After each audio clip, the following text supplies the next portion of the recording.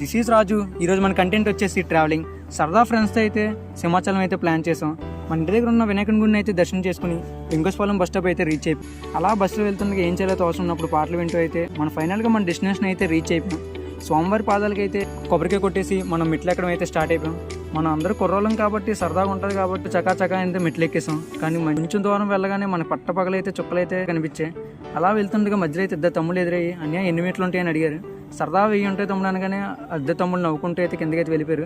ఫైనల్గా మన ఫ్రెండ్స్ని అయితే మన కొండ మీద అయితే మీట్ అయిపోయాం.